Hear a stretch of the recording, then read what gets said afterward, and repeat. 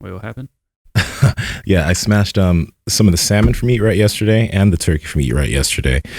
Like I mentioned, since I'm not going to be doing jiu-jitsu for a little bit, I'm going to be eating a lot. So I'm going to be eating a lot and lifting a lot. So like just eating those meals has just been so easy because I don't have to do anything but warm it up and eat it out of the fucking tub. Yeah. So last Friday, wanted to have like a I don't know. I wanted to step it up a notch with dinner. I was like, man, but I don't want to go buy any. Like, I didn't want to go to a restaurant just because it's not really on the plan right now.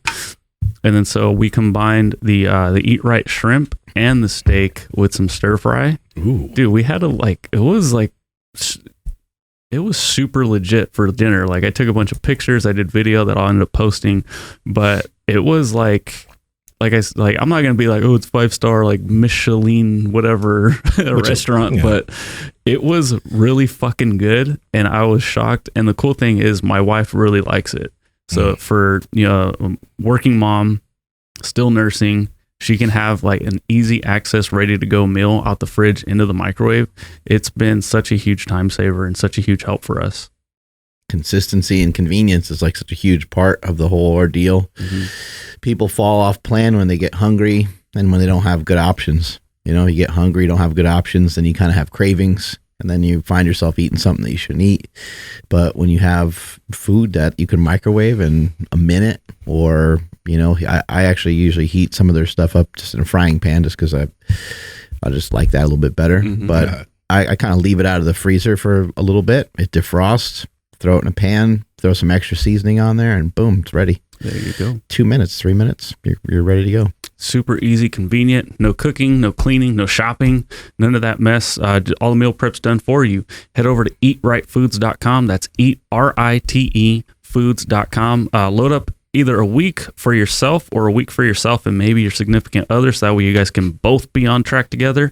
And at checkout, enter promo code PowerProject25 for 25% off your first order, and then code PowerProject for 10% off everything after that. Head over to Penless once again. Penless. That's what it is. I'm like, what are you guys giggling about? I'm like trying to do the most important part. Also, if you're looking around my day. I think you got something. Yeah, there's some juice in here. Okay. Ready? Yeah. And then throw it over the wire. Through the go right through his eyeball. Let's go. That wasn't bad. If you could touch it, you could catch it. All right. Yep. I can't catch it and run to the end zone for you. I can only put it on the numbers. Yeah, I don't have good hands when it comes to like catching and stuff. Only when. So I heard you've been under a lot of stress lately, though. Huh? You've been under or over a lot of stress lately. Really? Yeah. Wait, what? Am I missing something? I thought you said it was a stress fracture. Oh, okay. Stressful. Yeah, so it might be. It might be a stress fracture. Luckily, we have some super friends. So Mark connected me with Dr. Sturette, and he's been giving me some stuff that I can do to alleviate this. I can't put weight on my foot much right now, so I won't be able to do jiu-jitsu. But other than that, like I think it'll heal pretty quick. It feels okay. Swelling's gone down. Yeah. Was it hurt from putting your foot in people's ass? The funny thing, man, I don't even remember. You don't remember what it's from. I don't even, because when I got off the mats that day, I was walking normally, but it's like when I got to the hotel and I started chilling out, and I think it was like that night I got out of the bed and I was like, oh, what is this? Right. Right. So I don't even know when it happened. But it seems like it's healing up pretty quick, right? Yeah. The swelling's down. I still can't put pressure on the foot. But I can lift. So I can do a lot of upper body. And I'm actually excited for that. When you were saying you thought it was a stress fracture, I was like, oh man, his foot's going to probably swell up so much overnight. Yeah. And then on the plane, it's going to swell up. But you got some good advice right away and got to work on it. So hopefully that helps. Yeah. Dr. Kelly Sturette, thank you so much. He's a lifesaver. And you too, Mark. You all were telling me what I need to do.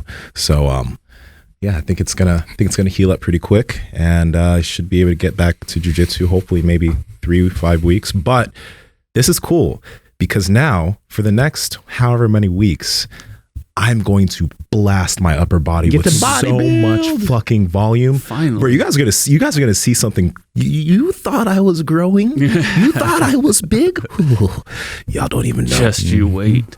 Dang. So board shorts. I can still do some things with my lower body. Like I think I can do some leg extensions. I can do leg curls. I can still actually squat on the slant board if I keep my weight in my heels. But I won't use like heavy weight. I'll just do like really, really high rep slant board squats. Keep the weight in the heels off the tip of the foot, and my lower body's going to be fine. Yeah, and to keep your legs going, you can maybe ride the bike or something. And use the hip circle for stuff too. Like, yeah, there's a lot of stuff I'm going to be able to do. And what's up with your slant board? Oh yeah, yeah. You got a nice little fancy custom slant board. So slant board guy sent me a slant board with a chancla on it. So it has a slipper emoji on it. Nice. So I was like, whoa, this is sick. But yeah. That's so silly, but that's sick. Yeah, it's dope. He's an awesome guy. He sent another like shin builder thing. Oh, a tibialis raise thing? Step thing? Nice. Yeah. Is that the one? The little step? The tib bar. He wants us to have huge tibs. Chicks dig big Big tibs. tibs. I can do that too. Yeah. I might be able to. Oh, it might see. rest on your foot. Yeah, we'll see. But You could do the one against the wall without the thing. Because yes, I can. Yeah. I can. Yeah. Yep. It's a thing that we talk about, have talked about on the show before, but yeah, focus on the shit that you can do when you're injured rather than the things that you can't do. And it's unfortunate you run into situations where you can't do certain things, but luckily for us, there's like millions of exercises to select from. Same thing with your food. You get sick of eating chicken breasts, you can veer off and start eating something different. Yep. I think that most people, when they do like bodybuilding diet or when they try to lose weight, they just think they have to chop out all their fat and they have to eat chicken breasts and broccoli, but it ain't got to be that way all the time. Not anymore. Not at all, man. And it's like, I mean, we talk about Piedmontese all the time, but like, again, the steak is just, it's not crazy high fat. I will never eat chicken when dieting purposefully again. Like maybe sometimes here and there, but I ain't going to pull it out because I like it. Right? Yeah, if it gets in your way, maybe you'll eat it. Right? Yeah. If it's in my face, I'll eat the chicken. But other than that, Andrew's just over there nodding. Yep. Because he eats his chicken. I mean, he digs it. He likes chicken. Yeah, I do. I dig it, and it's weird. I was trying to explain that to somebody. Like, I actually look forward to chicken and rice almost every day. You know how to cook, man. You make it taste good. I've had your chicken and rice. It's nice. There's that, but also now Eat Right makes it for me, so it tastes even better. That's true. And when somebody else makes it, it just tastes better. That's fact. Why is that? I think that normally chicken breast by itself is pretty hard to eat. That is true. Yes. But if it's with something else, it's not bad. Whether it's with vegetables or rice, now we're talking about it's like way, way easier to eat. I remember years ago when somebody just put me on like a straight bodybuilding diet. It was chicken and rice pretty much. It was chicken, rice, and broccoli. Over and over again. Like 6 times a day. I got over it real quick, but I used mustard on there, which sounds disgusting, but anyone that has ever done a bodybuilding diet knows that like anything other than anything that's like just a little bit off plan tastes amazing. Where was the meeting? What did the council do? And where they're like, what must we eat when bodybuilding? Right. Chicken breast, broccoli, and rice. Why is it that we've all done that shit? They're like, put that shit on repeat 6 times a day. Dude, I used if you want to mix it up, you can have egg whites. You're like, whoa, son. Settle the fuck down. Oh man! But be careful on the salt because you don't want the sodium intake because then you're going to retain water. I know they're crazy about sodium. They're still that way. Yeah. Bodybuilding people are still nuts about their salt. They don't want to be holding any water. Yeah. Boiled chicken. It's odd. But I think if you don't consume sodium, I think your body's not used to it. So you might react differently. Yeah. If you don't have a lot of sodium typically and you have a little bit, then you're just like and that's like your body will self-regulate if you have it consistently because your body fucking needs it. Exactly. Yeah. The whole low sodium thing, not a good look. It's not good. Tell us about today's guest. Nicky Rodriguez is the black belt killer. That's his nickname. So Nicky Rod. Why is he killing everybody? Okay, so he's this no-gi guy who's super dope.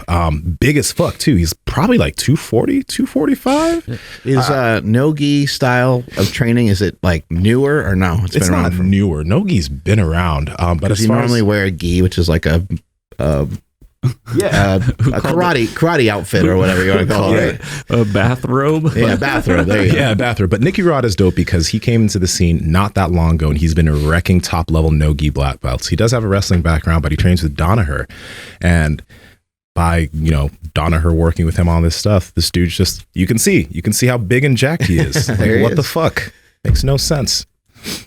But actually, I'm curious how big he is. How big are you, dude? How big? What, like tall or weight size? Height and weight. Because I've heard myths about people seeing you in person, and they're like, Nicky Rod is so huge. So you got to tell us. Yeah, I'm 6'3", and I'm like 235, 240 right now. Damn, bro. Yeah. A lot of people say I look bigger in person. Which definitely that's a good sign. Right? I'd rather be bigger in person than bigger on the Instagram. You know what I mean? True. What are you working on nowadays? Are you still working on getting? I've heard you on previous podcasts. You're working on still trying to get a little bit bigger. I mean, I think I'm right now. I just want to get a little leaner and get a little more mature muscle.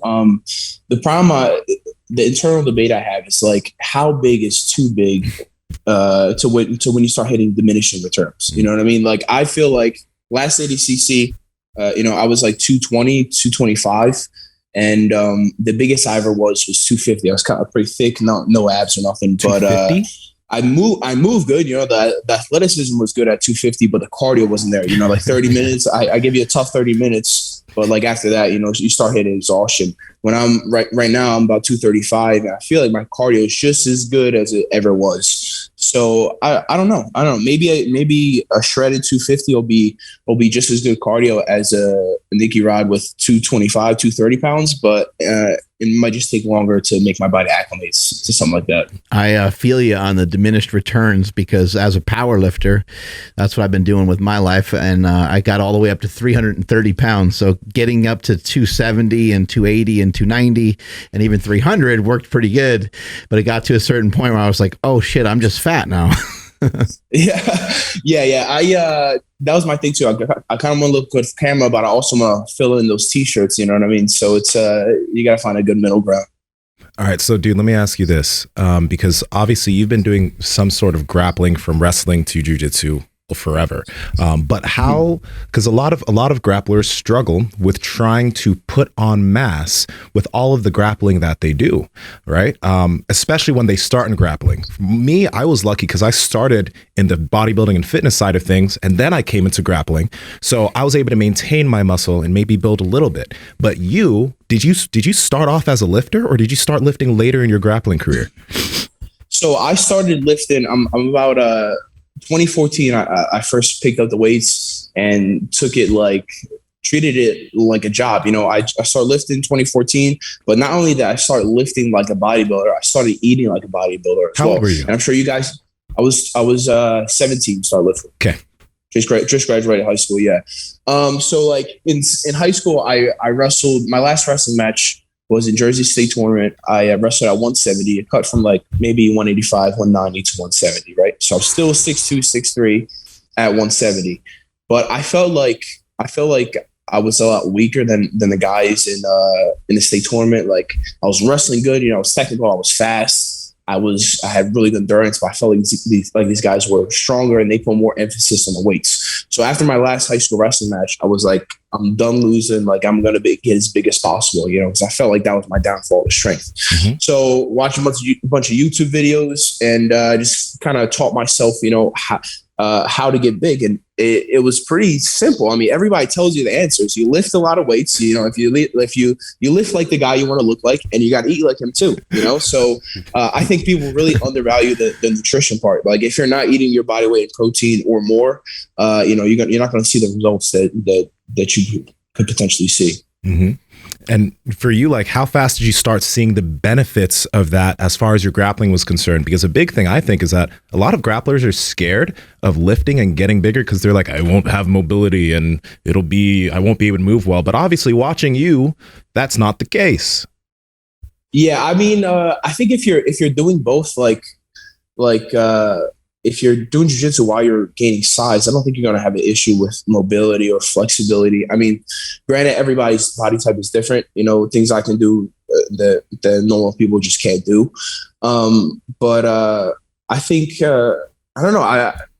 I really never had an issue with flexibility or mobility, but I think just putting on size kind of made me, if anything, more explosive. And I knew that, like, being the height that I am, that I had the potential to get really big. Everybody knows, shorter guys get bigger faster, but probably have a shorter limit, to how much size they can put on to, as opposed to taller guys. So you look at a guy like Arnold that's like, 6'2", it's like, fuck, can I look like that and still be athletic and grappling? You know what I mean? Because on the top of the podium, you don't want to see a fat kid. You want to see somebody jacked that's like, oh, he looks like he won that shit. So that was my deal. I always wanted to be really good while looking really good. So that's kind of the game plan. I love the diversity of different people that we've had on the show. We've had scientists and doctors and all different kinds of people come on, but it's always refreshing to have an athlete on right off the bat. In like the first paragraph of what you said one of the most brilliant things ever said on the show before, and you put it so plainly, is hey, if you want to like look like this particular person, maybe you should lift like them, and you want to look like that particular person, maybe you should eat like them. How have you applied that to jiu-jitsu? Have you kind of done the same thing where you're like, hey, I want to be able to fuck people up this way, so I'm going to go with these guys over here? Yeah, most definitely. With my grappling, I like to watch a ton of wrestling, ton of jiu-jitsu, and kind of I want to be like the source of all the information, in the sense that, like, I do a little bit of what everybody else does. Like, if Gordon does this, fantastic, I'll do that, but put my twist on it. Craig Jones leg locks this way, Jordan Burroughs takes on this way, and I try to be the middle ground where kind of all those different diversities of techniques meet. And I don't like to have one specific style. I like to have options. So I can wrestle, I can be on top, I can play on bottom. Like I really enjoy everybody else's how. I understand how different people grapple, and I try to kind of incorporate that in my own game. And with that being said, man, obviously, like, you train with Danaher, and we all think that Danaher is one of the greatest jiu-jitsu minds of all time, especially with the way that he's looked at the sport. He's produced athletes like yourself, Gordon, and he's literally, it seems like he's shortcutted your route to the top. So let me ask you this. When you like have paid attention to maybe how other people have trained and the way they look at jiu-jitsu versus the way you and the Death Squad look at jiu-jitsu, what do you think has been the biggest, or what is like the biggest thing in terms of the way you look at the sport and the way you train the sport that has allowed you to progress so quickly? And also, can you kind of give people that don't understand how fast you've been able to progress to actually fucking up top no-gi guys? Can you give people a rundown of what you've been able to do in the time span that you've been able to do it? Okay, so within my first year and a half of ever training jiu-jitsu, within 6 months, within the first 9 months, I won the ADCC trials, which is essentially the Olympic trials of jiu-jitsu. Yep. So I won the ADCC trials. I go on to ADCC with about a year and a half of experience, and I take second in essentially the Olympics of jiu-jitsu. So that goes with, like, my wrestling background, right? People think, it's this extravagant thing. And it's really not. I wrestled in high school. I wrestled in middle school a couple of years, I wrestled in high school. Didn't do well at States. I wrestled 1 year in college, and I did okay in college. And that was it, man. Like, I took a year layoff after that, trying to figure out life, and pretty much found grappling after that. So my ascension, like, I saw a really big hole in the heavyweight division in ADCC where all the other weight classes look super technical. I was like, wow, this is really jiu-jitsu. It's a lot of information and stuff. But the heavyweights, to me, it just looked like a bad wrestling match. Two bad wrestlers wrestling for a takedown. Whoever falls on top wins. I was like, this is going to be easy. The whole time, every time I competed against these guys, I was like, obviously, like, I have overwhelming confidence. I don't know if that was born to me or bred in me throughout wrestling. You know what I mean? Because they tell you have to fucking believe in yourself before you even step on the mat. So, like, I go out there and I'm like, all right, it's just a bunch of old dudes grappling. There's no way they can beat me. The first ADCC, I pretty much won with wrestling. Like, I just snapped guys down and I won with really good hand fighting and good anti-jiu-jitsu. So that's how I was able to kind of succeed over there.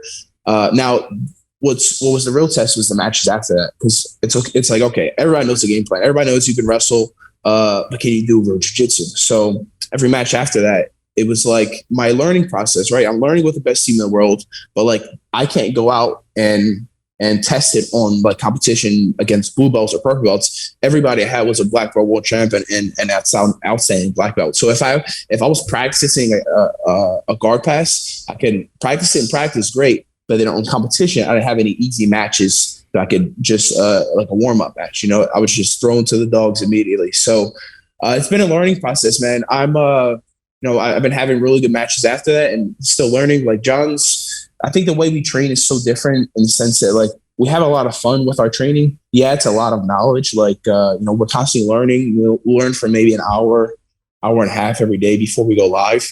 But it's a chemistry that we have in the room that's really unlike any other room I've seen. Like, before practice, we're just sitting around for like an hour plus, just talking techniques and bullshitting and figuring things out. And then, we train this long, hard session. We do the same thing after. We figure out like all the problems that we have.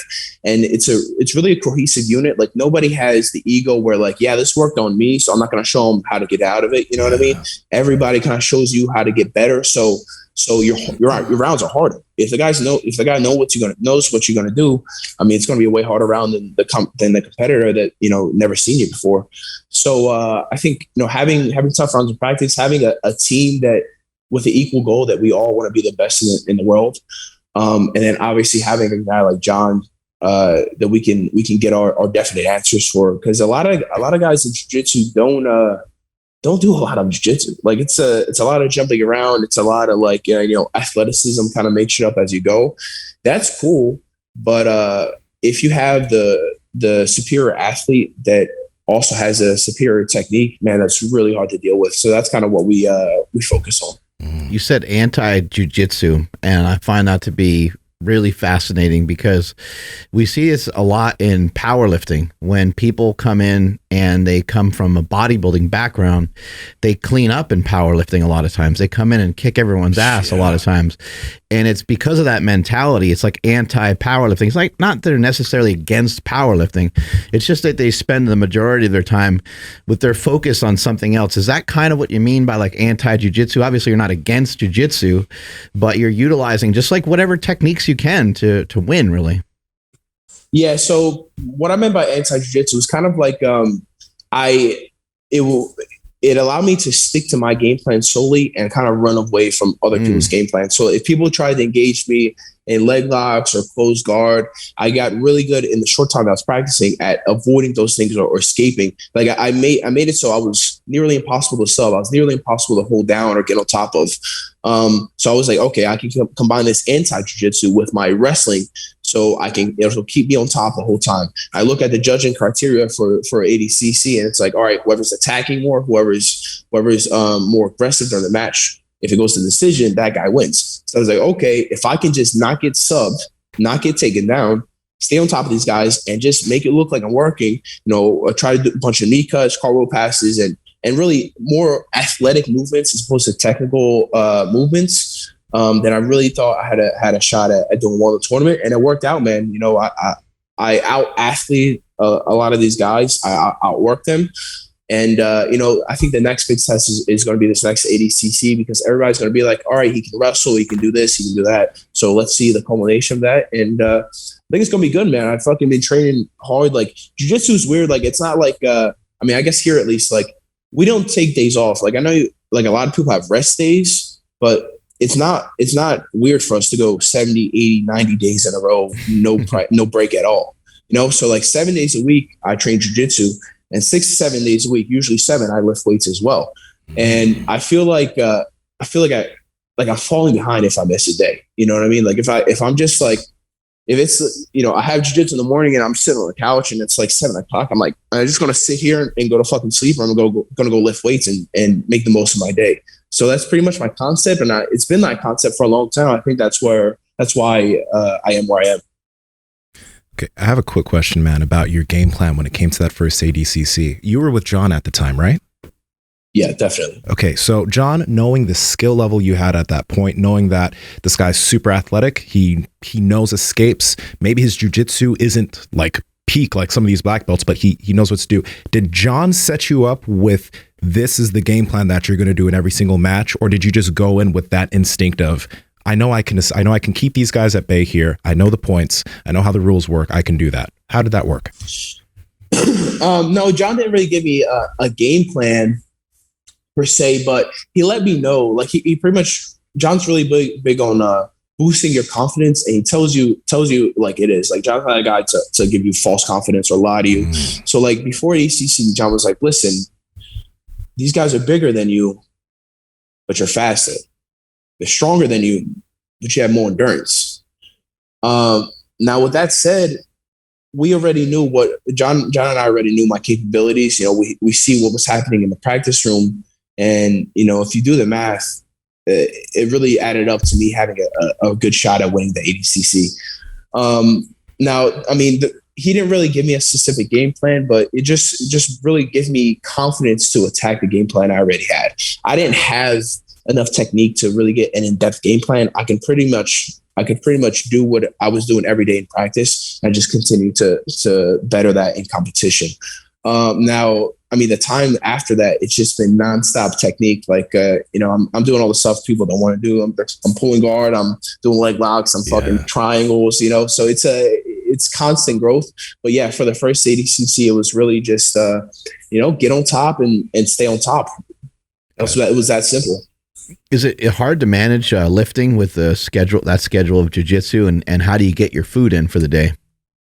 So for the food, right, I usually start off, I'm not that hungry in the morning because I get most of my food at night, but I start off with like a protein shake. That's like 30 grams right there. I'll eat a handful of almonds and a bunch of fruit, go straight to practice. After practice, that's when the meals really start. I'll usually have maybe 16 ounces of steak right after practice. With some more fruit. I'll take like 15-minute nap, go lift, and then I pound all the food. You know, it's a pound of ground beef after that with some pasta. It's another pound of chicken and maybe another protein shake. And I'm usually at 350, 400 grams a day. And I feel like the more protein I eat, the leaner I get, the better I feel, to be honest with you. It's all about the food, man. People really underrate the nutrition. It's like, yeah, I don't take a rest day because I don't feel like I need one. Like, yeah, I'm sore every day, but you're supposed to be fucking sore. I mean, you're not doing it right if you're not. So I feel like if I'm eating enough, my body's gonna recover. I'm sleeping 8-10 hours. I'm good, man. I do it because I love it. Like, if nobody's pushing me to go practice every day or lift, I do it, one, because I want to be the best. Two, because I can't let anyone else be better than me or look better than me. So fuck that. And it's a passion, man. I love doing the jits. I love lifting. I love bodybuilding, you know, bodybuilder style workouts.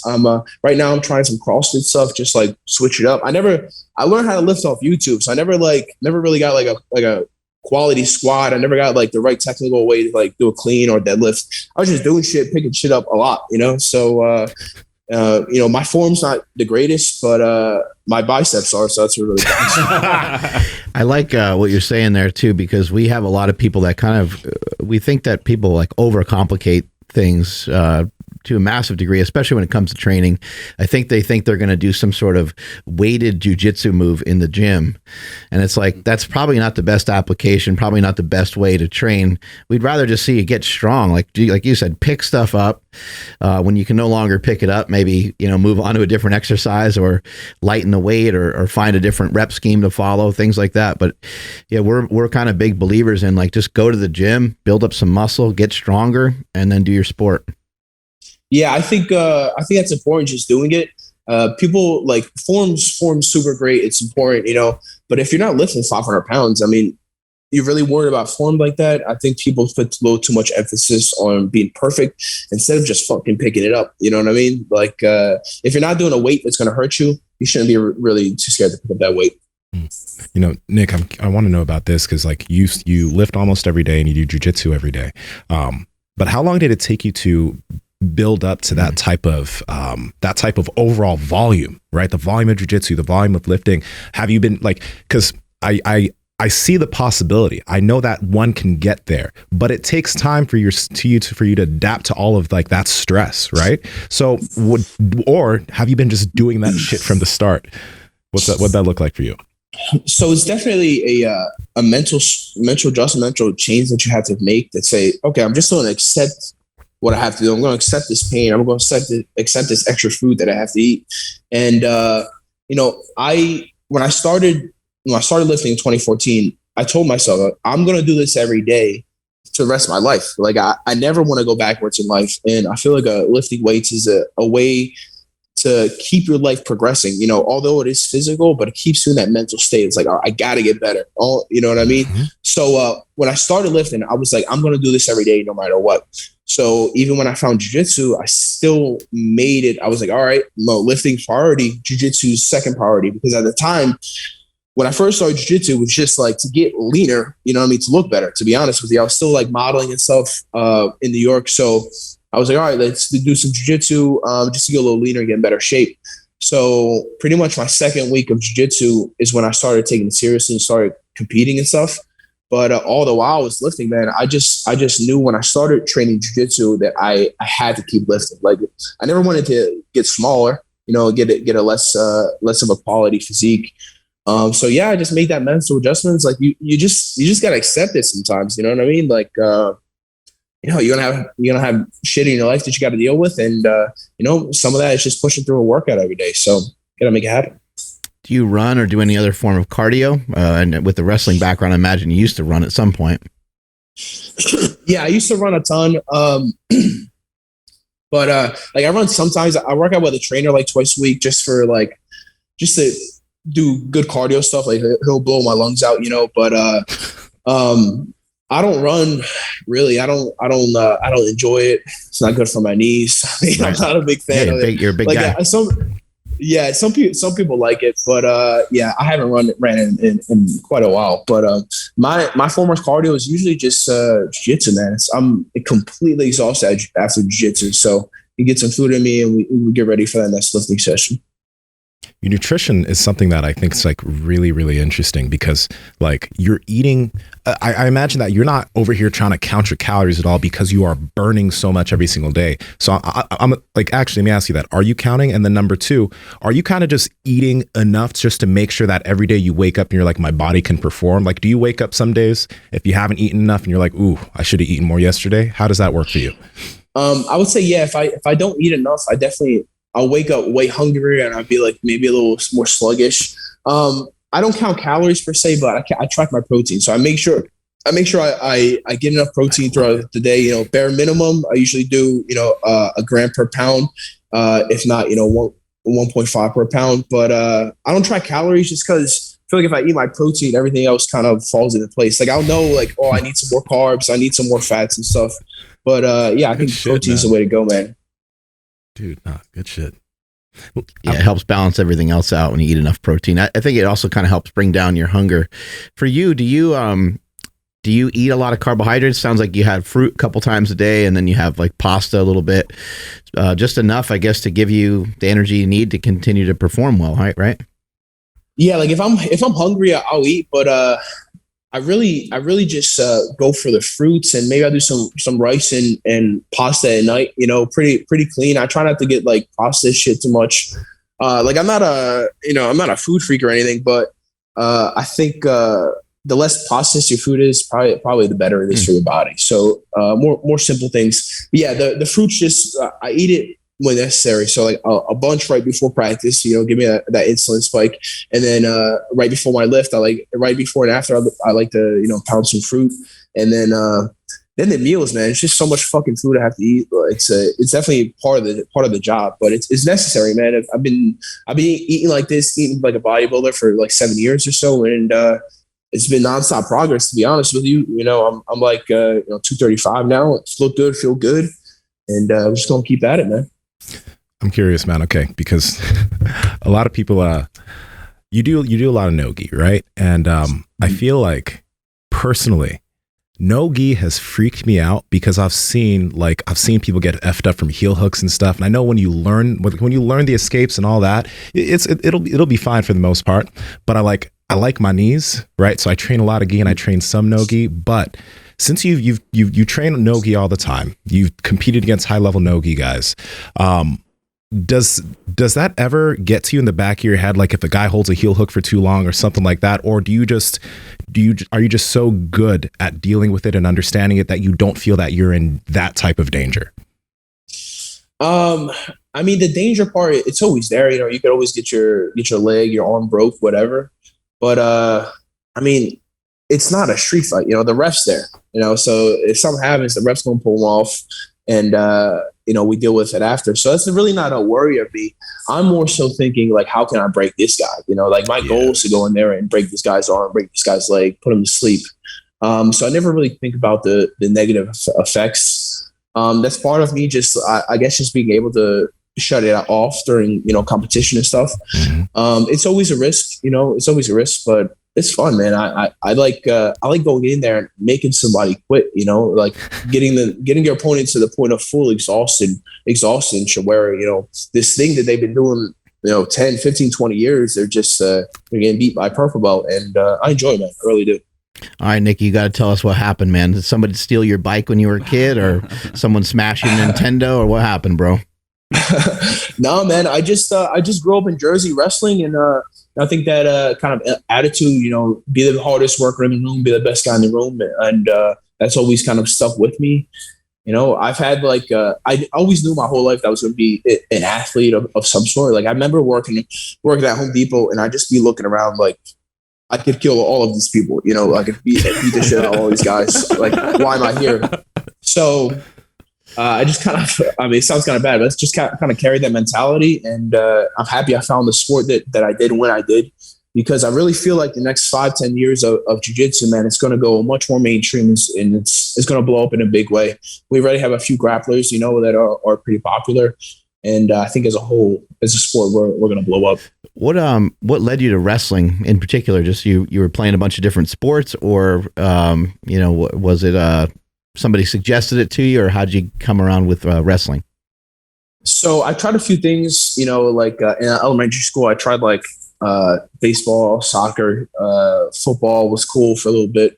But I had a friend that lived around the corner from me that his dad was a wrestling coach. And I was always super against it. So I was like, these guys are wearing these fucking tights and hugging each other. It's really not for me. So I go into practice one day, and I remember like we started running around as a warm up, just like jogging the mats. I was completely exhausted because all I knew, I just sprinted. You know, I thought that was what we were supposed to do. So we started fucking sprinting for like 10 minutes and completely exhausted. We start practice, and they show us like a headlock and a double and just simple. And I just remember going home, and I was like, this is the hardest thing I ever did in my life. and these guys like beat me up. But I remember the coach telling me like, dude, if you learn a little bit, you could beat these guys up that are beating you up in practice. And that just stuck with me, man. I was like, all right, if I keep training more and I get a little smarter, a little bit better, I can beat these guys. So just kind of kept that mentality and kept that growth. Have you always had a fairly aggressive and competitive mindset, or did that grow as you gained more confidence, got better in sports? Yeah, definitely the confidence helped grow that. I think the confidence in training, the maturity in training, and the physical maturity that I've adapted. But yeah, I guess I've always really had that killer instinct. Like I remember even wrestling in high school, like I would always have really exciting matches, and it's just high school. You know, we have I'm from a real small school where like, you know, I graduated class with like 75 people. So like, you know, a full gym for us is only a few hundred people, and you get loud in there, and I'd be like really attached to that feeling of people screaming, you know, once I slam somebody or something like that. So always kind of that was always in the back of my mind. Like I wanted that kind of feeling again. Let me ask you, when you started looking at jiu-jitsu, and as you've been progressing, obviously you get to train every single day with some of the best guys some of the best grapplers in the world. You have one of the best grappling coaches in the world, but also what do you think your learning process is in terms of trying to learn so quickly? Like we've heard John talk about like how he tries to focus on high probability techniques, right? And not all the fluff that you see all these other jiu-jitsu guys doing, where you said like they're dancing around and wasting time. So what is your learning process to learn so quickly? Because I think that a lot of guys who are just getting into jiu-jitsu, or they've been in it for a few years, they can get a lot from that and understanding how you learn things. So just to idealize how we learn is like you always want to have a reason why you're doing this movement. Like you have to realize that every action is going to be a reaction, and how you go about attacking that reaction is gonna be, you know, pretty much the basis of your match. John teaches everything in long sequences. Like it takes, I do think that how John teaches probably takes longer to acquire all the information, but it takes a shorter period of time to bring it all together. You know, like a sequence to John showing us would be like six move series, right? And we'll do that pretty much for the whole practice, and then we'll have to put that same sequence together in live. Now it's hard to do because you have really tough practice partners. But then again, it's a combination of everything. Like you have a guy like Gary Toner, right? World-class jiu-jitsu guy, really hard to score on, really hard to sub, all this stuff. But in practice, right, if we're doing like a tough drill, you put the ego aside and you let us, you know, guy like that, let's just train him. Let's just get to submissions. Let's just get to dominant positions. Training without ego. And then, you know, just having John, you know, working the sequences and series on us, it's really weird because I've seen so many guys coach and teach, and John's just so different, man. He really takes his time. Like even the way he resonates his voice, you know, sticks with me a little bit more than anyone else. And he's really big on giving us confidence. You know, before every match, after every practice, he's telling us, you know, how we can do better, what we're doing good at. You know, he reinforces our confidence, and that reinforces our positivity in training. So those few aspects definitely make a big difference in our style. If there was like $1 million on the line in a tournament, and you knew, you know, the 4 or 5 other athletes that were in the competition, would you study them at all, or would you just keep training the way you train? Yeah, so I never studied anybody until I had a match with Yuri Samoas like maybe a month or two ago on Flo's Grappling, who's #1, and that was the first time I really studied an opponent. And mainly, I'd never studied anybody just because I didn't have any options. I was like, whatever they're going to do, especially in the last ADCC, I'm just going to take them down, get on top, stay on top. Now I have some more options. So yeah, if I have a tournament. And I know who's in it, I'm definitely gonna, you know, watch their tape. I'm see where they're good at, see where they're bad, see where they're uncomfortable. Like if this is a top guy and he doesn't like being on bottom, I'm gonna put him down and make him drown. And vice versa. You know, if this guy likes me on top, or if this guy likes me on bottom, you know, maybe I lull him into coming up and then, you know, shoot up from bottom, take him down, something like that. But I have many more options now and many more avenues to win. So, you know, the diversity in my competition is going to keep coming. I'm curious, man, when you roll, do you ever pay attention to like your breathing or the breathing of your opponent? I'm just wondering, because you have such a good gas tank. You said something, and I think it went over people's heads. You said when you were 250 that you could roll for 30 minutes, but then you'd be tired. Most people can't roll for 30 minutes in the first place, right? So what goes on with your breathing when you roll? Like, how do you pay attention to that? So at the start of my grappling career, I treated it like wrestling. Wrestling is a 6-minute sprint. You go as hard as you can, and then you gas out and get recover for the next match. Jiu-jitsu, I kind of, especially being around a guy like Ward and Ryan, I pay attention to how he keeps a pace, and he can keep the same pace, you know, for an hour or 2 hours long. He just won't, not that he won't get tired, but his body is capable of dealing with the exhaustion and keep going. Like a lot of guys hit this peak when they're competing. It's like, all right, we're going to sprint through this 6-minute match, and maybe 3 minutes they hit their peak, and then the last 3 minutes they start coming down. That's when their opponent starts coming back up.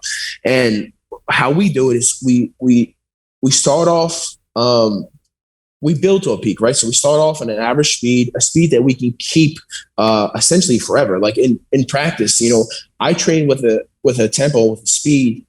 Maybe it's like only like 40-50% of my capability, but I can keep that for an hour and a half, 2 hours if necessary. Mm-hmm. And I think that's where people fall off. People they sprint to 100%, and then they come back down to 20. You go 100, you go 20. And I think if we see more people keeping a 40, 50, 60% pace, it allow you to have a longer match. But with that comes also, do you have the proper technique so where you don't have to expend so much energy. Do you know what to do? Are you making the right decisions so you don't have to explode as hard as you can to get away from this guy or to get to a dominant position?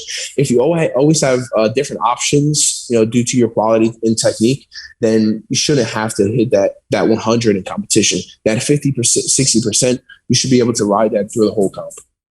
What current goals do you have? I know like a lot of people that are in your position are thinking like UFC, but I'd imagine you got to pretty much stay focused on what you're doing now. Do you have like particular goals coming up, and then maybe down the line, maybe you'll consider something like UFC?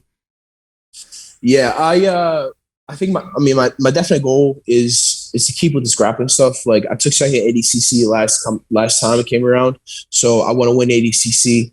I've a few particular people I want to beat in the grappling world. But besides making as much money as possible, I'd really like to open a school in a few years and develop UFC fighters. I think I have too many options to like really hop in the cage and get beat up. Like it's a whole nother sport, yeah. Yeah, it's a whole nother sport. I mean, in addition to that, like whatever I do at 100% of my capability. So if I did decide to fight, I train every day, and that would be, that'd be the goal in my life, to be UFC champ. I just feel like I have too many options, too many different avenues to make some serious money, and I don't think it's necessary. I feel like you really have to. Fighting has to be the only thing you want to do in life to be successful at it. And I have fun other places. You know what I mean? Getting punched in the face isn't really one of them for me. Yeah. So, but to coach, I'm about that. I'll definitely coach the UFC fighters for sure. There you go. I'm curious about this because you just said you want to make as much money as possible. From somebody who's just like a casual fan of jiu-jitsu, like some of these names you're listing out, I can recognize some of them, but Nsima knows all of them. So with the sport getting a little bit more popular and, it is exploding, but it's not quite like, like the big three, which is, baseball, football, basketball. How does somebody in your position turn this into like a career? Like, how do you actually financially make money? Because it doesn't seem like, you're not clocking it at Home Depot anymore. So like, how does, so how does somebody actually turn this into a financial, like money making machine? Besides winning, like obviously we get paid through competition. You can make a couple bucks competing. It's not going to change your life. You're not going to make millions of dollars through competition money, right?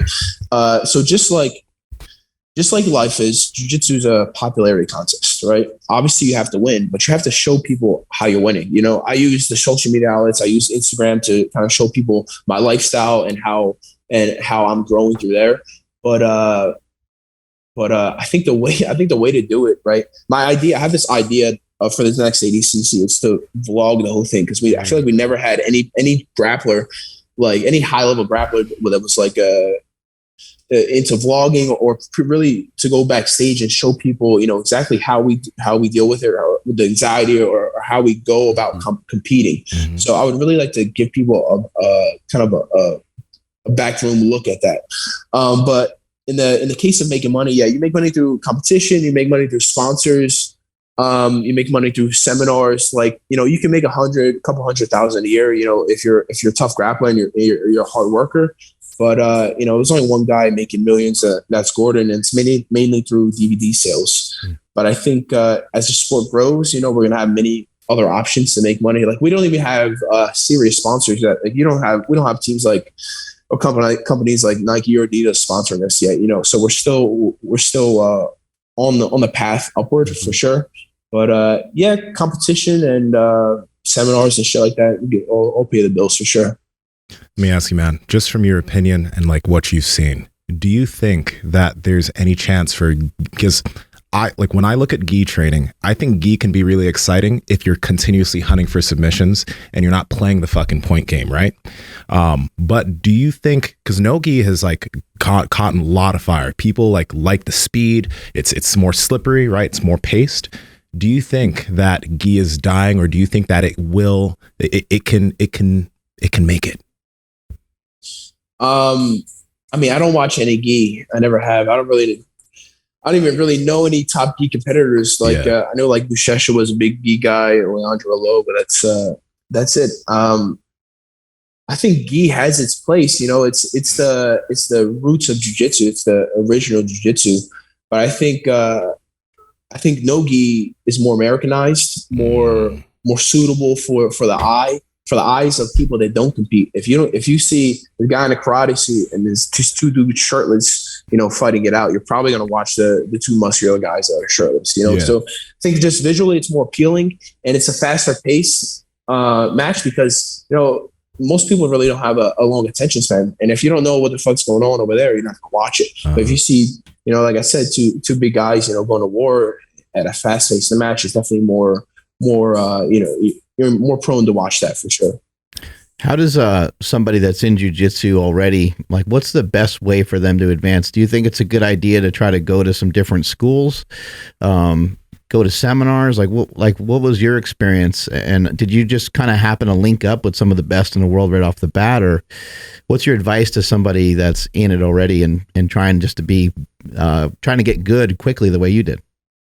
So when I started training, I did a lot of cross training. Like I found quickly that I was the best guy in the room, like in the regular jiu-jitsu rooms. Like I hopped in a school called South Jersey BJJ, fantastic school, a lot of competitors and stuff in there, a lot of good black belts. But I was just a superior athlete, so it was hard for them to deal with. So like I would constantly train in South Jersey.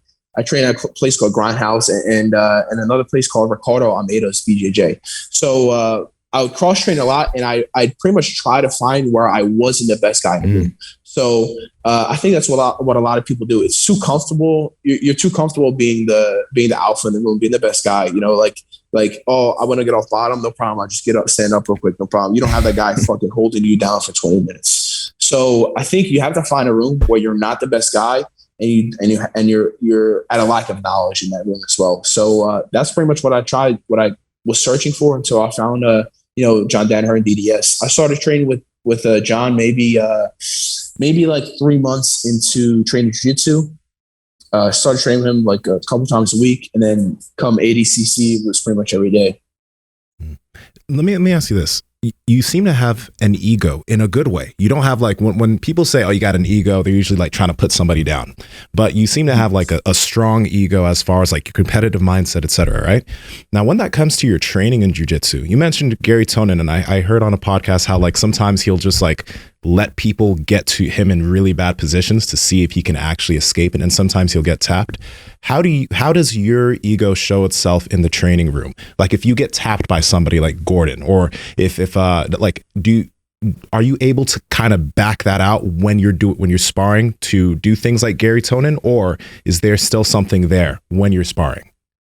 Yeah, I mean, that was it was really hard for me to kind of shut that ego off. Like I still have some days where like, if I get tapped in practice, it's like I'm super frustrated, and I go home, and I'll lose sleep over it. But for the most part, honestly, I just like I just let it go. Like it is what it is. More lackadaisical in there. Like you got to recognize that it's not competition. Like it's very hard for me to do that sometimes because I'm so competitive. But if I just keep telling myself it's practice, you're going to get better. It's practice. Then when you shut that ego off, it really allows you to get better and keep the learning process going. Because if you have a hefty ego in training, you're not getting put in arm bars, you're not getting leg locked every day, you're really limiting yourself. You don't know your full capabilities of defense, and you don't know how far you can go before you break. So you kind of have to learn your boundaries, and I think people are more flexible and more durable than a lot of people think. You see a lot of early taps just due to lack of knowledge. Like this guy clearly hasn't been put in this armbar too many times, so he doesn't know how to get out. So I think putting yourself in bad positions is essential for growth and essential for having dominant defense. Do you do a lot of positional training when you guys train? Like, do you do a lot of positional training from trying to escape, back, mount, etc.? Literally every day. Put it like this, right? Like especially when I first started grappling, I would spend days. Right, our first round is mounted. So like we start, with partner mounts on top of us, and we have to get out. Like for the first year, I was with Gordon every mounted round, and I would stay under there for 20, 30 minutes. Like John wouldn't end the round till I got off bottom. You know what I mean? And if you don't know how to technically get off bottom and you have the best grappler that's ever lived on top of you, dude, it's like you're drowning underwater. You're talking the rash guard is soaked with sweat, fucking hair and saliva in your face, and it's like your mind goes to a place. It's like, fuck, just fucking tap and get the fuck out of here. Or then you start panicking, you start rolling and squirming, and you're exhausting yourself. And once you get over that shit, you're like, all right, you accept it. You're stuck here. You got to figure out how to do it. And I think just having mental toughness and getting through those mental faults, will definitely help you keep pushing. But yeah, tons of positional rounds, man. We start mounted, we start internal position, people on our back. We start in 50-50. We start single leg. We start fucking in doubles. Like everything we do is positional. Obviously we have some open rounds as well, but I think starting in dominant positions and starting in defensive positions as well. That's gonna skyrocket your progress, man. Yeah, that mental toughness that you just mentioned. That's something you can't really. I believe you can't really teach it. You kind of just obtain it through experience. But you said back when you were in school, like your first day of wrestling, you got your ass kicked, but you wanted to keep coming back. Where did that mental toughness come from? I don't know, man. I think I just never wanted. I mean, it sounds kind of bad. I never want anybody to be better than me or be able to like beat me up.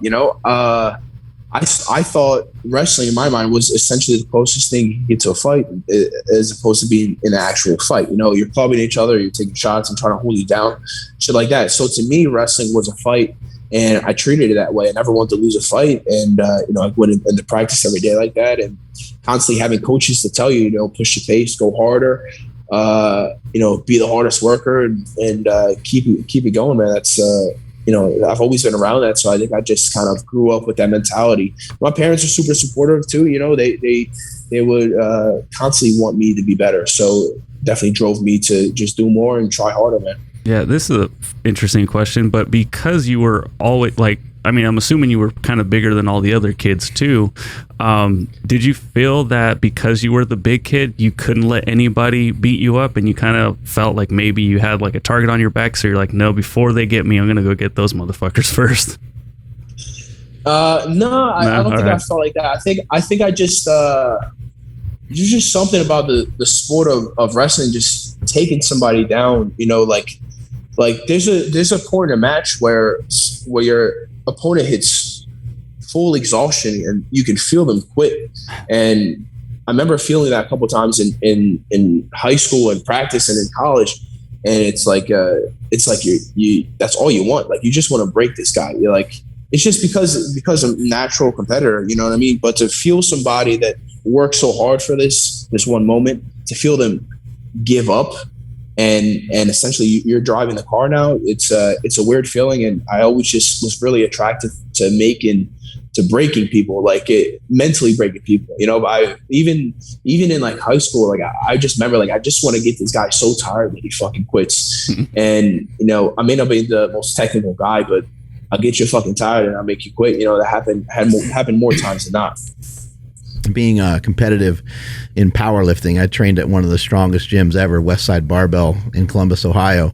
And it was like a battle like that every day. We weren't actually physically fighting. No one in there could probably fight very well, but it was a battle with the weights, and you would just be exhausted and you would just be getting worked, and we would squat in a group, and you would look at the other guy, and you're actually like, I remember watching the other guys lift. I'm like, I hope this fucking guy dies right now, because like, I just want to be able to win. Like, I don't care how at this point, because we've been doing this for 20 minutes. But you would look at the other guy and you would go to do another set and you would just say, plate. Like, just meant throw another plate on, 6 plates, 7 plates, 8 plates, and so on. Just keep getting thrown on the bar until someone is like broken, someone can't do it anymore. And that's the way we would do it. But I think in some cases, having that mindset can be something that can help you elevate, especially quickly, the way that you have. Yeah, for sure, man. I've watched some Westside Barbell stuff, some of your stuff on YouTube. You got some serious numbers, man. Thank you. Appreciate it. So lastly, I want to, well, not last question, but as far as your lifting and stuff right now is concerned, how is that how's that evolving in any way? Like, cause I know you do the bodybuilding stuff and you've added some CrossFit stuff in, but is there anything that you've been trying to add in, maybe as far as strength training is concerned, or are you just going to be keeping it bodybuilding, getting bigger, not focused on heavy lifts, etc.? How's that going to be looking for you?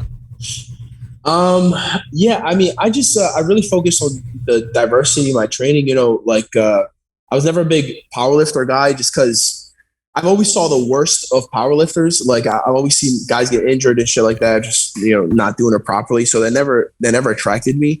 But I was always attracted to the guy that looked like, the superior physique, that's always been kind of my goal. Mm-hmm. So I think just my lifting, I keep switching up from bodybuilding to CrossFit to, I'm still trying to find like what's best for me. Cause I don't know what's best for jiu-jitsu yet. Like, yeah, it's good to be big and strong, but like I said earlier, is there going to get to a point where like I'm 240, like a lean 245, lean 250 and, I can keep going forever, or is it going to be like this big jacked and shredded dude, but they really can't go that long because I'm too heavy. So I don't know, man. I'm trying to find that middle ground. I think maybe after next ADCC, I'll try to put some size on it and see like if I can hold 250 and in my body will acclimate and I can go for a long time. If not, I'll come back down, man. I don't know. No rush. I think that's the case, man. I really don't like, I think that if you continue to train and get bigger and keep training, I think that there's no reason why you can't be 240, 245, 250 while still having a massive gas tank. I mean, like just from personal experience, being this size for me has done, like, my gas tank has just gotten better over time of training jiu-jitsu. And what do you weigh? 240, or actually 244. And my gas tank, like I go round after round after round after round. I can increase pace, and I it's just I don't get tired, right? And I think that's the same thing for you, but even to a higher extent, since you've been grappling for so much longer than I have, your body's even better at handling that stress. So fuck, I don't think it's going to be bad for you at all. It's just going to play to your skills. It's going to play to your strengths. Yeah, I think you're right. I mean, it does take some time for the body to acclimate. Like I feel like everything kind of internally has to grow and, just get ready for that extra few pounds. Like last ADCC, I was like 220, 225. So I'm a bit heavier now. And yeah, I still feel my cardio is just as good, if not better. So maybe you're right, man. Maybe I'll just put some size on and keep it going. What about bodybuilding? You seem pretty interested in it. You think you would ever do bodybuilding, compete in bodybuilding, or even just shred up for some photos just for the fuck of it?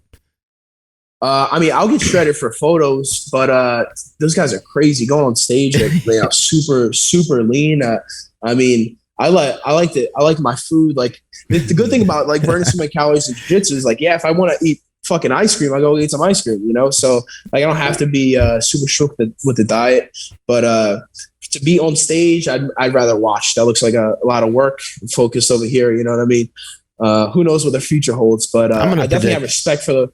I'm going to predict that you're going to do it one day because you seem pretty into it and you look fucking awesome. So I don't think it would take much for you to turn it around and get on stage and compete. It can be fun. And for me, like I competed a couple years ago and it just helped me stay leaner, ever since. And I'm talking, when you're done kicking the shit out of everybody that you want to kick the shit out of, Yeah, I'm not opposed to it, man. Break into a new world. I was even thinking maybe I could CrossFit a shot. I wouldn't mind hopping in a CrossFit competition one of these days. That would be Those sick. guys look like they go hard, man. They do. It's pretty unbelievable. I think that's a sport that actually could really play to your strengths because you have a great gas tank. All you have to do is learn the form of certain CrossFit movements, which you'll be able to do because you're an athlete. And it'd be sick seeing you do like rope climbs and shit. Oh, fuck. Yeah. Everybody be like, who is this fucking guy? Yeah, I'm a little heavier than those guys. I feel like they're all like a little bit shorter, nice and stocky. But those guys have crazy endurance, man. I'd be about to learn some of that for sure. I feel that all of us are overdressed. We didn't know that you were going to wear this, right? So we may as well just go with the flow. Right? Are we doing this? I think so. Fuck it, let's go. We didn't. There you go. We kind of came unprepared. We didn't know that we're going to have the nips out. But Andrew, what's going on over there, buddy? Let's take your shirt off too. Yeah. We all have to be shirtless for this podcast. How do I get traps like that, bro? What the fuck? Some deadlifting. Deadlifting goes a long way. Yeah. Okay. I'll switch it up. I need some of that. Yeah, you look great. You look great. Appreciate that. Do you deadlift, bench, squat? Do you mess around with those movements a little bit here and there? Yeah. I do more high reps, maybe I go like 225 for 15 or 20, but I never go too heavy. I just feel like the endurance, is gonna translate to my jiu-jitsu much easier. But I'm interested, I just never pushed myself to lift heavy weights. So it's just never been in the back of my mind. I always thought that reps and shit like that was the best way to go. And I know it's good, but I wonder if, maybe back in the day, if I just did more heavier stuff, I'd be even bigger. I think you can mess with it now. What about maybe even like trap bar deadlift or something that's, or even partial range of motion, like full range of motion deadlifting for you just like to jump into it randomly, probably not a great idea, but if you do some partial range of motion stuff and keep the weights really light for sets at 6 to 10 reps, would probably go a long way for you. I mean, even look at the stuff, like John Jones. What do you consider really light? Well, I would just start with like 2-3 plates, something like that. But it's kind of depending on where you're a big guy, so I'm assuming that would be pretty light. I would just start week 1 and start with 2 plates, move it around a couple times, see how you're feeling the next couple days, and then kind of build into it over a period of time. And then also one thing to think about here is like when we look at powerlifting, we had this guy Jim Wendler on the podcast. I don't know if you've ever heard of the program 531. It's a strength training program that every new powerlifter has done. I did that program when I was like 19.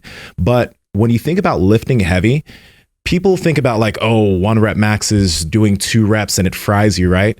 Lifting heavy for, I think, a grappler could be doing something at like 70% of your max or 75%.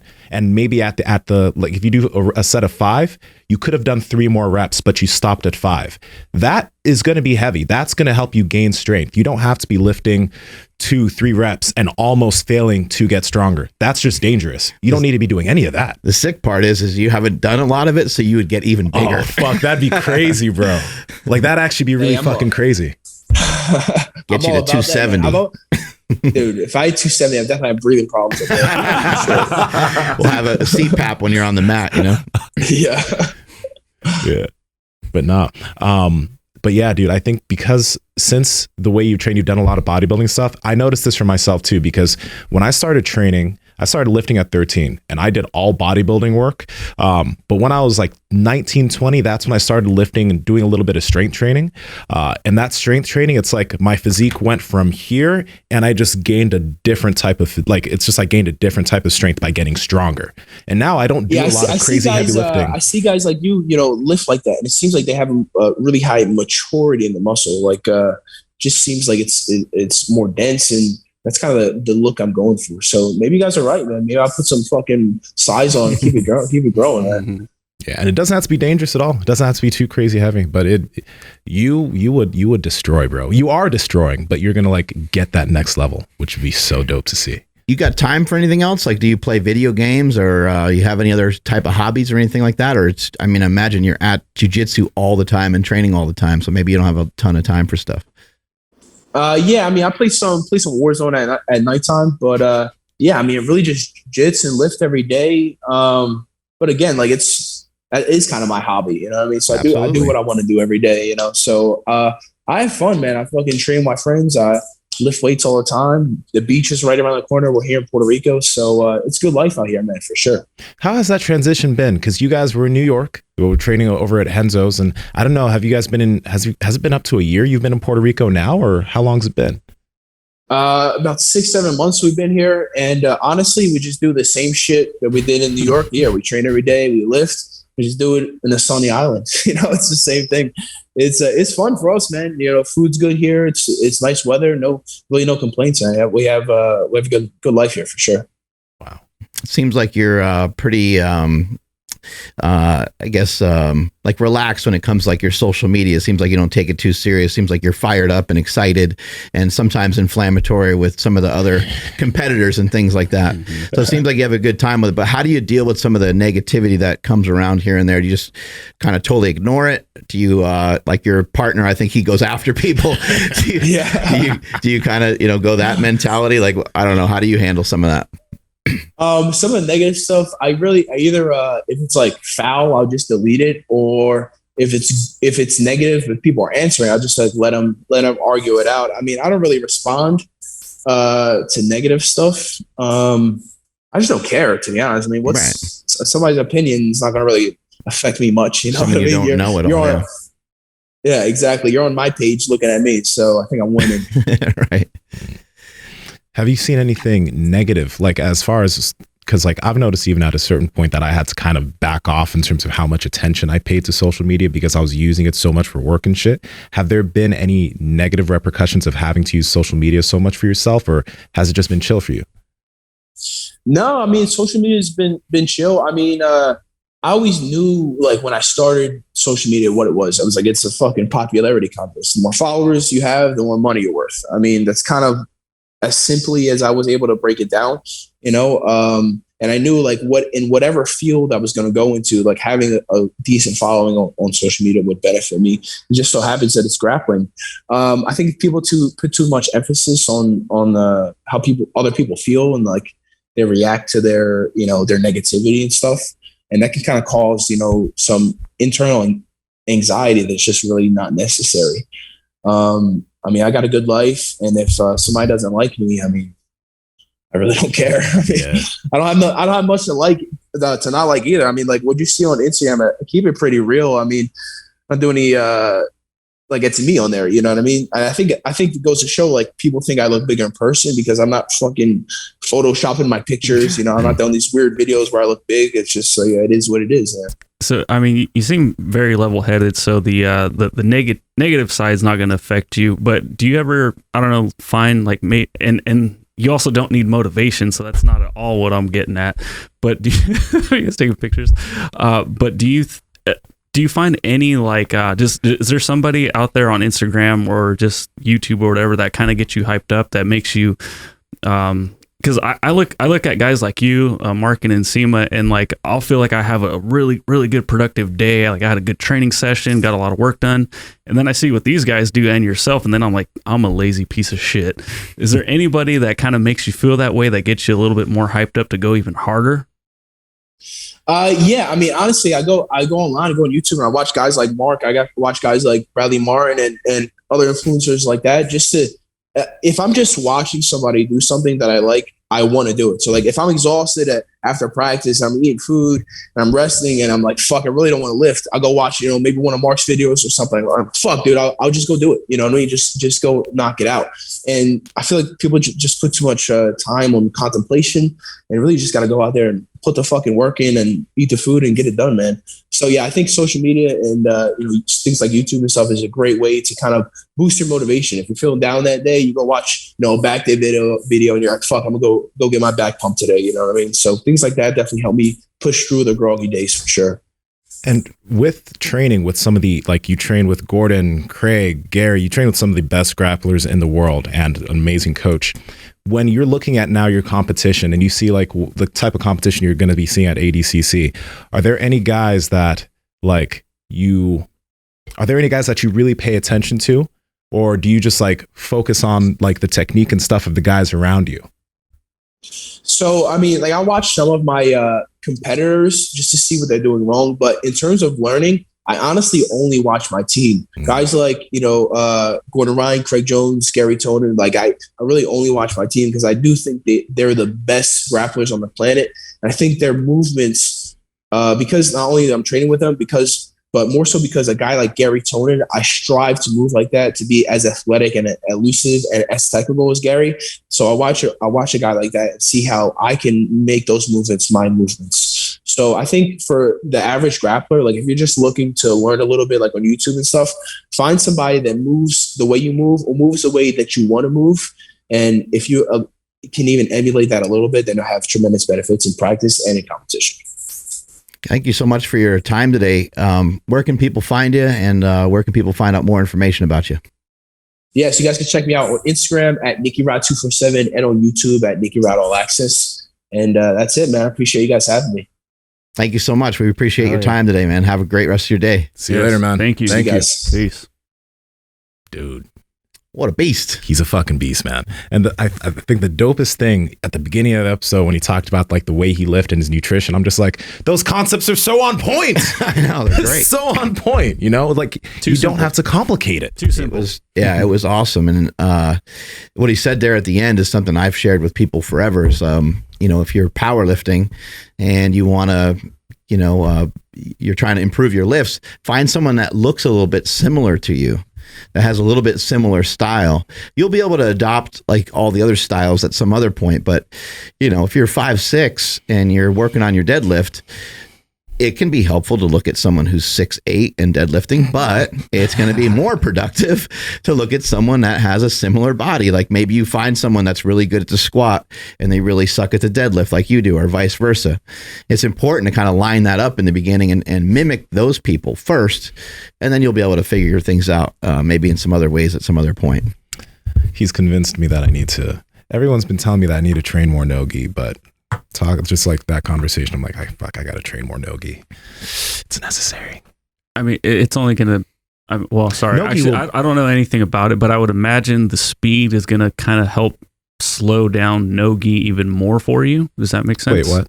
So, because you said like the speed of no-gi is a lot faster than with the gi. Yeah, because with the gi, so it'll probably slow down gi for you, so that way you kind of can get it like a step ahead almost. Yeah, so that's the thing with gi, because there's so many things to grab, right? You can, like a wrestler, once they put on a gi, I'm not threatened by them anymore, really, because I can stop their movements. Right. Like I can pause them in certain places.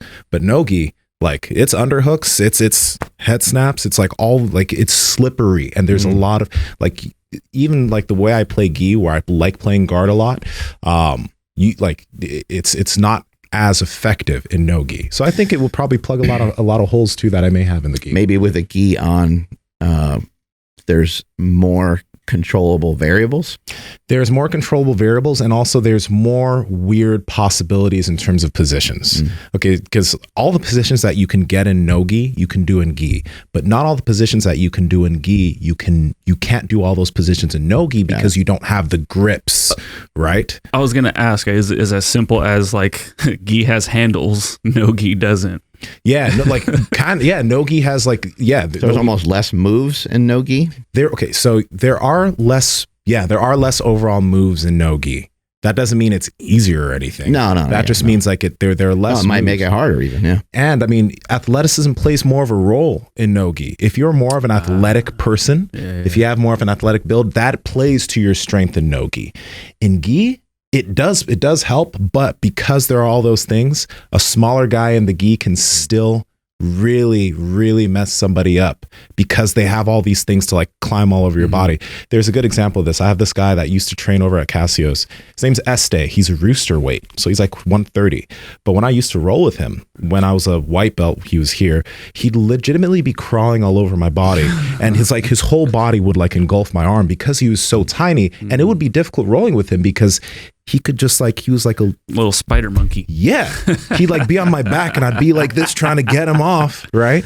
That's sick. Yeah. So does Kalipa roll no-gi? Kalipa rolls gi and no-gi. Okay. Yeah. I like when he talked about how he would run away from other people's game and not get tangled up in their game. It's like, that's a really interesting thing, like a great way to handle someone that's really, really great at jiu-jitsu, say like in a fight, would be to punch them, would be to like not get involved or kick them, like not get involved in jiu-jitsu would be your best and maybe only chance for survival. You know? Don't let them take you to the ground. But no, that what he said there was like super smart. Like just don't let your opponent play their game and play your game instead. Right. But that dude's mentality towards competition is something really cool. And one thing that he mentioned for all the jiu-jitsu athletes that were probably listening, as far as getting big and doing jiu-jitsu, it's like it's not gonna hurt you. It's like it's not gonna make you immobile. You're not gonna start moving all stocky.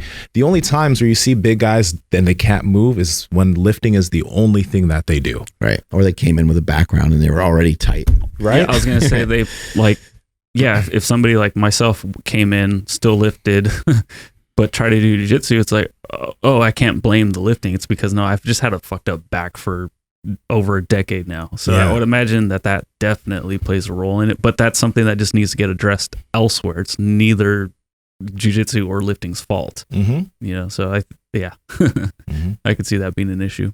And also his volume of training is 7 days of jiu-jitsu, 7 Fucking days of lifting. inspiring, dude. That's so sick. Yeah. But like that's the thing. It's like, I totally think that people can do that, but you got to let yourself build up to that. Yeah. Like your lifting every day can't be an 90-minute session, right? Like maybe you have some days where it's a 30 session lift, right? Or 30-minute session of lifting along with jujitsu. And then some days where it's longer, but you got to build up to that, because that is possible. And what another thing people are going to say is he's probably on drugs or steroids. No. Like he probably just has built up that capacity over time. Yeah, and when you look at someone like him, like you, even Josh Sedlich, like it makes sense when you look back, and like I always point back to this video where Settlegate's doing fucking muscle ups at like 14, 15 years old. Shit. And I'm just like, oh, I get it. Yeah, you've been lifting for like over, 10 years at this point at a high level. So yeah, with him doing, I mean, I think wrestlers out the gate, like they're just Built different. Yeah, they really are. Absolutely. The work capacity for the sport's crazy. What a fucking animal. That was sick, dude. I love that. I do find it interesting that there's some people that when they get into a sport, they already have most of the components down. So his boxes are checked. He's got stamina's good. Like now it's great, right? Physique was good coming in. Now it's great. So he's able to kind of work through a lot of the things as he was competing and as he was maturing. But I see from a lot of people there, for maybe multiple reasons, but they're stuck in their sport, but they're not really improving in their sport in some of the areas that they really need to. Like, for example, it doesn't sound like he needs to like run or have any other conditioning program. However, there could be some individuals that could utilize maybe some HIIT training or maybe utilize some form of cardiovascular training, because every time they're in class, every time they're in competition, they're probably gassing out, and they might, for whatever reason, that particular person might need to address that particular thing, or they're weak and they never really get any stronger because they're only focused on just a jiu-jitsu practice every day, and they're not focused on just trying to make a change. And what I would advise some people to do, I don't know shit about jiu-jitsu, but in general, when I've seen this happen before, I've even seen it in powerlifting, where the same guy ends up with the same technique flaw at every single competition for years and years and years and years. And I'm like, when is this fucking guy going to address this? The only way to address it is to be really, really consistent. And you do have to pull back a little bit. So he was talking about getting in some of those vulnerable positions and training and like how he hates it. But things like that are really critical to progress. So if you're stuck and you have the same form technique over and over again, or same flaw every time, pull back on the weight a little bit, relearn how to do it, and ask yourself, how the fuck do I stop doing that? I actually remember Dan Green sent me a video, and he squatted like 600, and he squatted like 625, and then he squatted like 650, and they were all just brutal, like muscled up lifts. Dan has really, really strong legs, and you guys kind of, you know how big and jacked he is now. Well, at the time he was 220. He wasn't nearly as big, and the form just got worse and worse with the weight that was on his back. And I was like, oh my God. Then he sent me, and I was like, man, I think you need to go back and work on it. And sends me a video of him squatting 705. I mean, this is like weeks later, and just, it's perfect. And I was like, holy fuck. I'm like, he fixed it. Like, and I usually didn't see that from people, especially from someone that was strong, like squatting 600 pounds when you're 220. It's a lot of fucking weight. It's fucking pretty amazing. And then he just boosts right up to around 705. And it was great to see, like, someone who's a mature lifter, someone who's already good, said, hey, you know what? I'm not that good at this particular thing. I need to go back and fix it whatever way I can. I think he worked on his hamstrings and lower back a lot. Then he was able to squat a lot more. Yeah, he's huge hamstrings. Yeah, hamstrings for days. He was able to squat more upright. And that was the solution for him. But there's a lot of people that aren't willing to go back, take a couple steps back to kind of fix up or clean up their lack of strength, their lack of mobility, their lack of whatever it might be, to continue to progress forward. that's like what kind of he was talking about when it comes to positional training. Two athletes have mentioned that they do a lot of that. So Hodger Gracie has talked about how he didn't necessarily have a lot of world champion training partners. Like he didn't have the best in the world training with him. He was always the best in the room typically. And what he would do, the reason that what he would do is he'd do a lot of positional training where he would have somebody mounted him, have somebody on his back, be in already an armbar position where he'd have to try to escape before he could actually do anything. And he would train those bad positions so much because naturally his training partners couldn't even get there if they were to normally spar, that he got so good at not being in danger in those positions, even though he didn't have the best in the world to train with, right? So that's addressing those weaknesses and addressing things that could be weaknesses before they happen. That's a huge thing. Yeah, when I was boxing, we used to do the same thing. A lot of the guys that were really, really good, whenever I got in the ring with them, because I was young and green, I just didn't know what I was doing, they were only allowed to jab. And if I got like too rambunctious or like caught them with something because I was pretty strong, then they would then they start throwing hooks and a couple other things. Yeah. They'd be like, oh shit, okay, sorry, fuck, all right. Because I thought I was doing good, but it's like you kind of forget, okay, they have a pretty good handicap. But even when they're just jabbing, I mean, they would just fucking tag you. Oh, it would hurt so bad. Yeah. I mean, they're pros, they know what they're doing. But yeah, amazing podcast, amazing guy. And I think, he talked about how he would like to, continue to be more popular and make money. I like that authenticity of just saying it, but I think if you go out there and you kick everybody's ass in something, it actually is a lot easier to, quote unquote, build a brand or, winning is a key factor in the whole thing. You win a world title and you're a black belt, it's gonna be that much easier to get attention. If someone's like, hey, what does this guy ever do? Oh, never mind. What's his credentials? Yeah, they look, he beat, shit, okay, he beat like the top 5 guys in the world. Never mind. I ain't got a shit to say. I'm actually just gonna open up my ears and listen to him. I know with Tito Ortiz and Chuck Liddell, there was always that battle of those two being, some of the best that the UFC had to offer. And Tito Ortiz was always like really, really concerned about how he can make more money, how he could be more popular. While Chuck Liddell was like, you know what? I'm sure it was in his mind too. He was like, I'm going to be more popular and I'm going to make more money than you ever make because I'm just going to kick the shit out of you and everybody else. Like that's a way to do it, is to just keep grinding it out the way that Nicky Rodriguez is doing. Yeah. Pretty cool. Yeah, absolutely. Take us on out of here, Andrew. I will.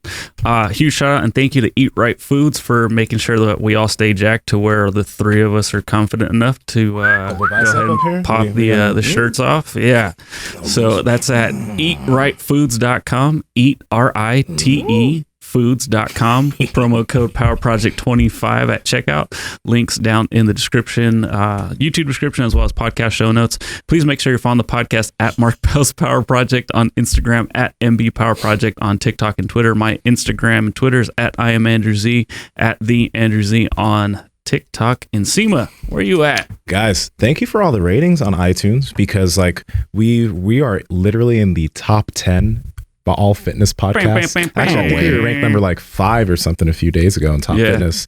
And then in health and fitness, we like broke through in the top 100, and health and fitness is a rough place for pods. Yeah. So guys, go on Apple, give us a rating review, 5 stars, obviously. And we killing it out here. Yeah, they have up to 5 stars. Damn. They have up to 5 stars. Up to 5 whole stars. Yeah. Which we should always be getting. You know 5 what, stars. peeps? I'll challenge you to do this as well. Your favorite peeps, your favorite YouTubers, your favorite podcasters, your favorite influencers, fucking bug the shit out of them. Say, hey, go on Mark Bell's Power Project.